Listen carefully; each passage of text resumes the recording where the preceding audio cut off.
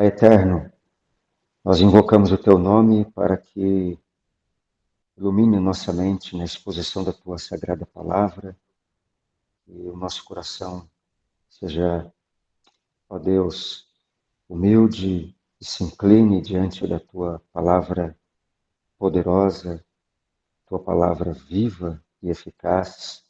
Edifica a nossa vida, ó Deus, como povo do Senhor, como casa do Senhor. Te louvamos muito por esse momento tão especial, tão importante para a vida das nossas irmãs em Cristo na igreja de Francisco Morato. Que a tua mão seja constantemente com elas nos próximos anos, como foi até hoje, nesses 54 anos de vida. Assim nós te louvamos, assim nós clamamos, em nome de Jesus. Amém.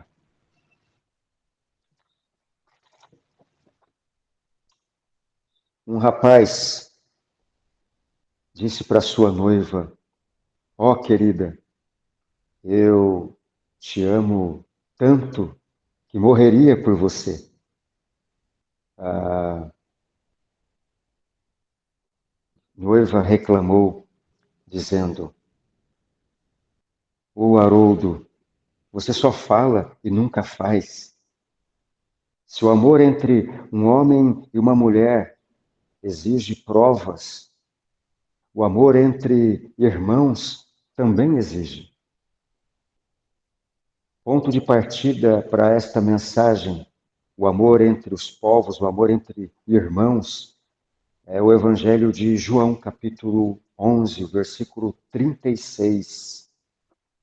Você pode acompanhar essa leitura do Evangelho de João, capítulo 11, o verso 36, que diz: então disseram os judeus: vede quanto o amava.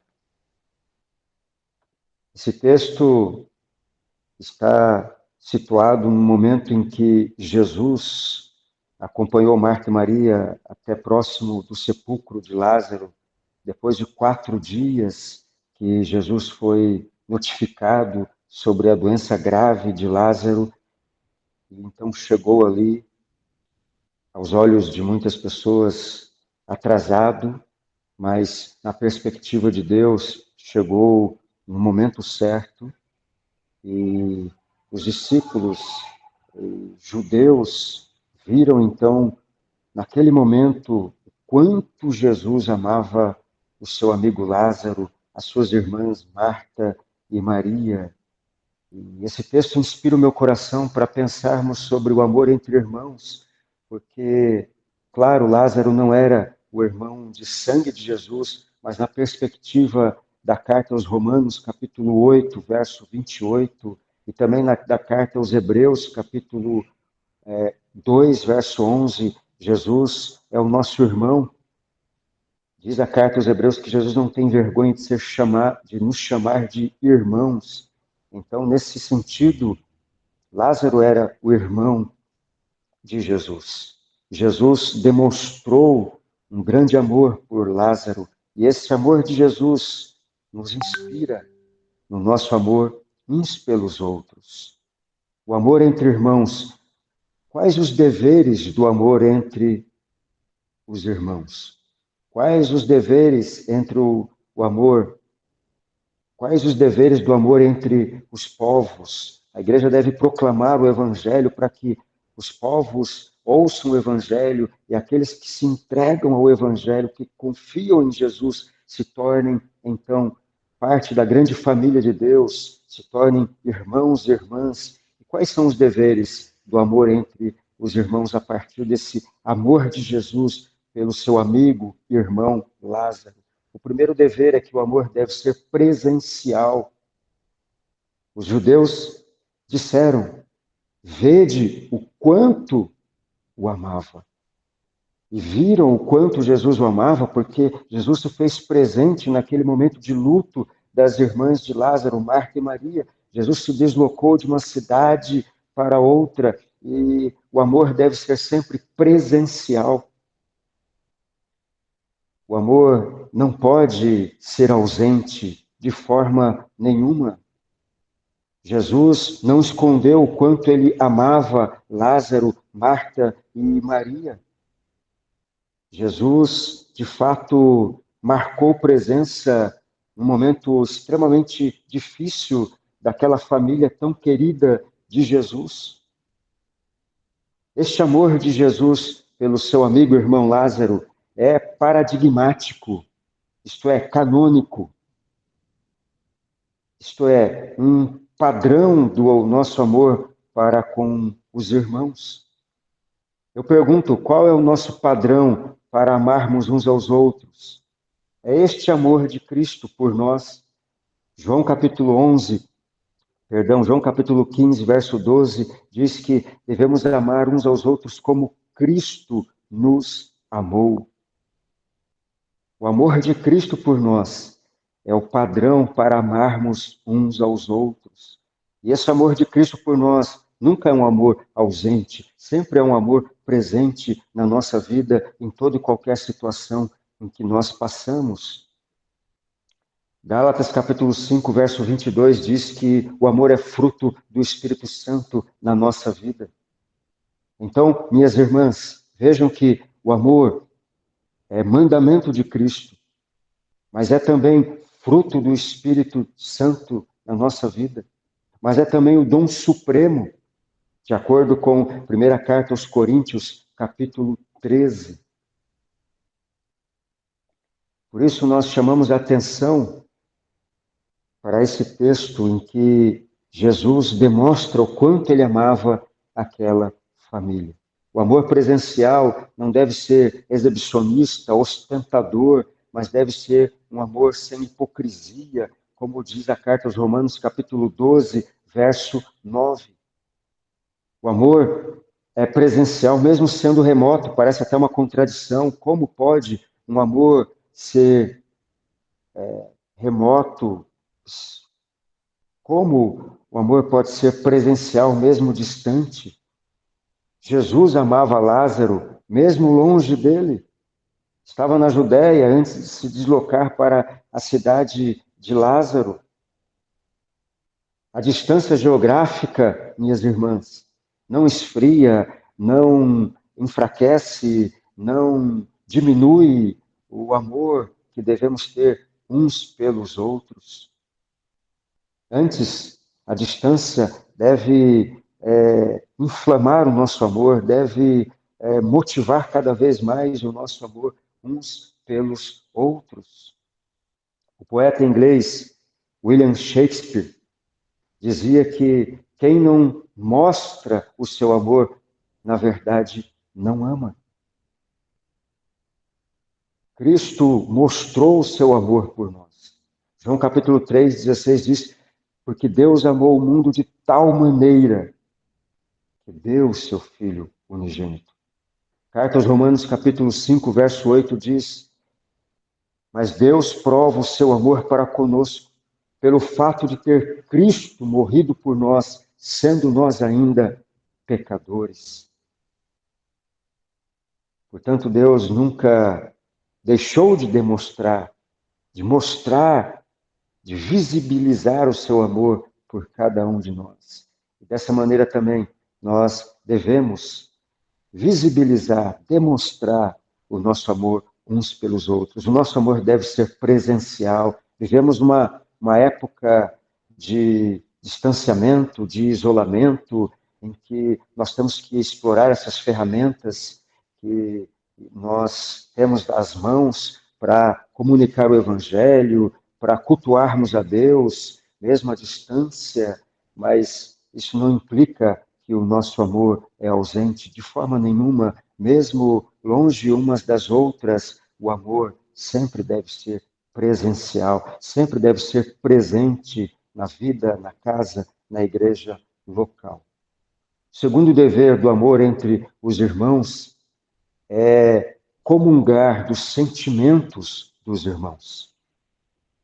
É o que está no versículo 35, o versículo anterior ao que nós lemos, João capítulo 11, o verso 35 diz: Jesus chorou.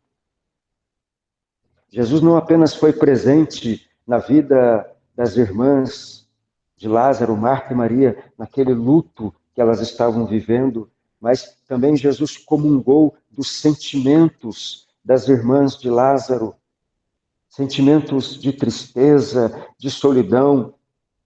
A morte causa esses sentimentos pesarosos no coração de cada um de nós. E Jesus se fez presente e comungou desses sentimentos.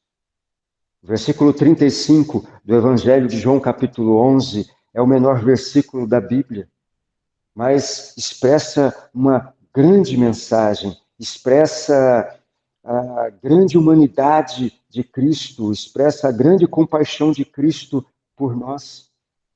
A palavra choro, em João capítulo 11, verso 35, a palavra choro no grego significa derramar lágrimas ou chorar em silêncio, que não é o mesmo que chorar escondido, de maneira oculta.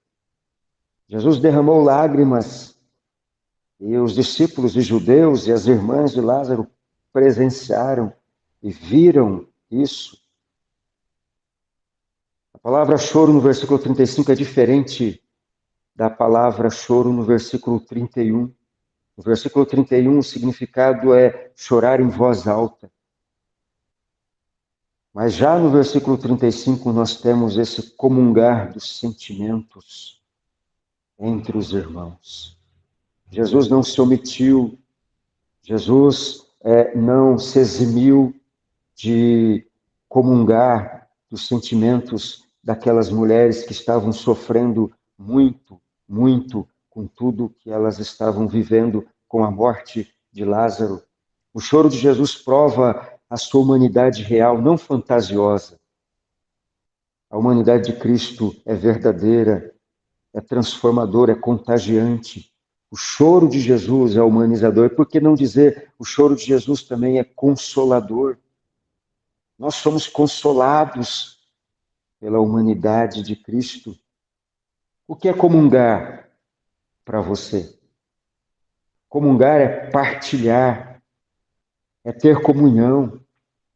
E ter comunhão é ter tudo em comum. Não só os melhores momentos que passamos nessa vida, mas também os piores momentos.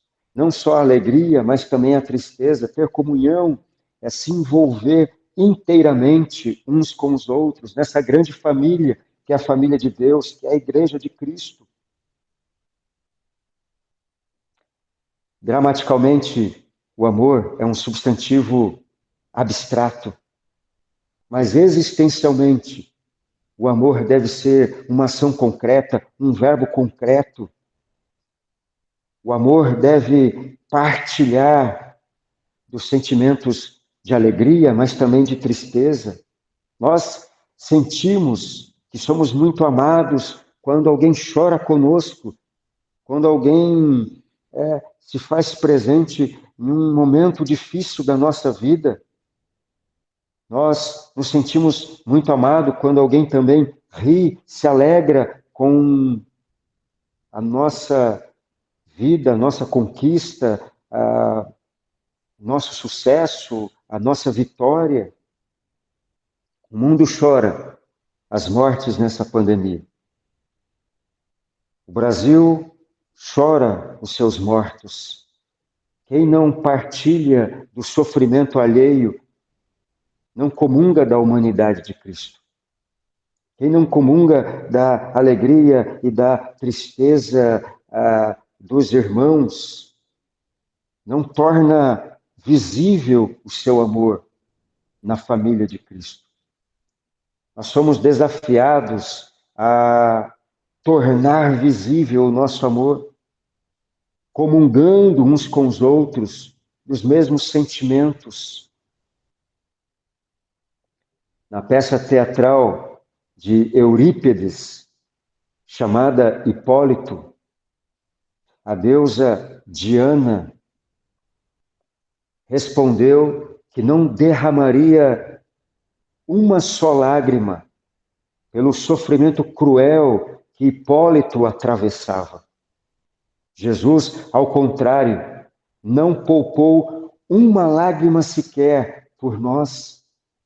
Cristo sofreu intensamente por cada um de nós, comungou das nossas tristezas, das nossas alegrias, comungou da nossa solidão, comungou das lutas que nós passamos em cada momento nesta história, nessa vida. Ele é o exemplo máximo do comungar da nossa humanidade, das nossas lutas, dificuldades, percalços. Trago à memória das irmãs da igreja que nos assiste, Romanos capítulo 12, verso 15, que diz: alegrai-vos com os que se alegram.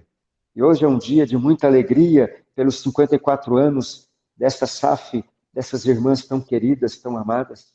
Mas Romanos 12, 15 prossegue dizendo: chorai com os que choram. Eu sei que as irmãs têm comungado dos sentimentos umas das outras, dos sentimentos das pessoas da cidade de Francisco Morato, que têm sofrido com essa pandemia. As irmãs não têm deixado de partilhar do choro, mas também da alegria das pessoas que vivem aí com vocês. Louvado seja Deus pelo testemunho, pela vida das irmãs. O amor entre os irmãos deve ser presencial. Jesus se fez presente no luto de Marta e Maria, no sofrimento que elas estavam passando. Em outras ocasiões se fez presente no banquete, na refeição, na alegria daquela família tão querida, tão especial para Jesus. O amor deve ser presencial entre os irmãos. Em segundo lugar, o amor deve comungar dos sentimentos entre os irmãos. Deve chorar e deve se alegrar uns com os outros. Mas o terceiro e último dever do amor entre os irmãos é obedecer aos imperativos da mutualidade. Obedecer os imperativos da mutualidade. O Novo Testamento possui 43 mandamentos de mutualidade. Aqueles mandamentos que dizem: amai uns aos outros, suportai uns aos outros, que estão relacionados com o que é mútuo, o que é recíproco, o que é referente um ao outro. Essa expressão uns dos outros, uns aos outros, é que denota mutualidade, reciprocidade.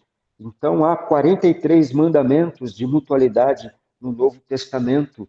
Eu quero compartilhar aqui pelo menos 3 exemplos de imperativos de mutualidade que o amor deve obedecer, o amor entre os irmãos, o amor entre as irmãs.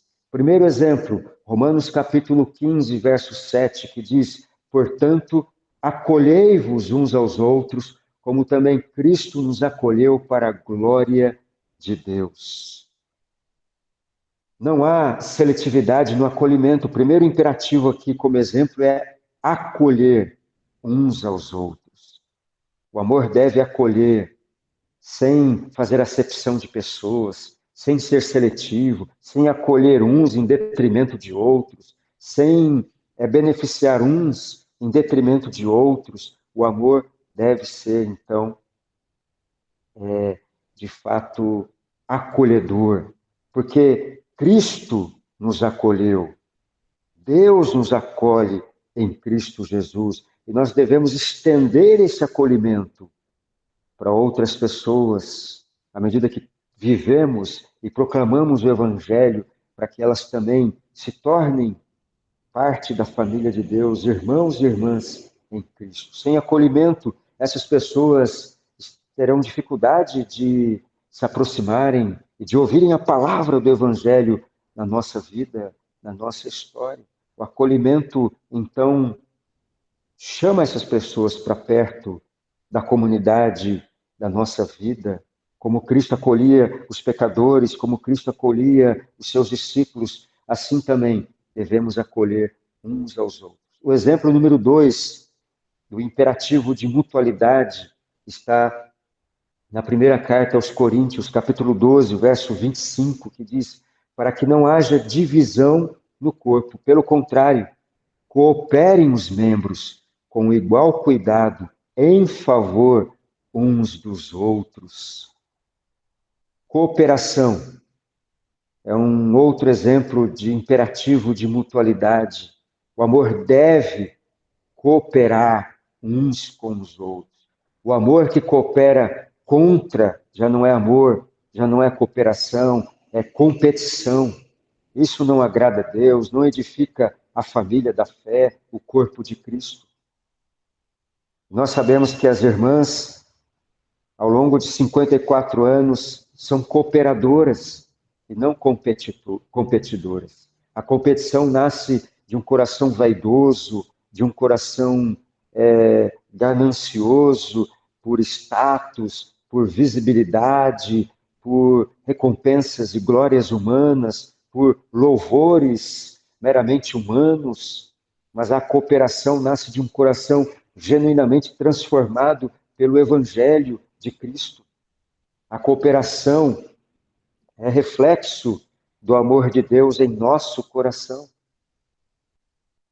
O espírito da SAF, na igreja de Francisco Morato, é o espírito da cooperação. Este é o princípio maior da SAF, o princípio de auxiliadora.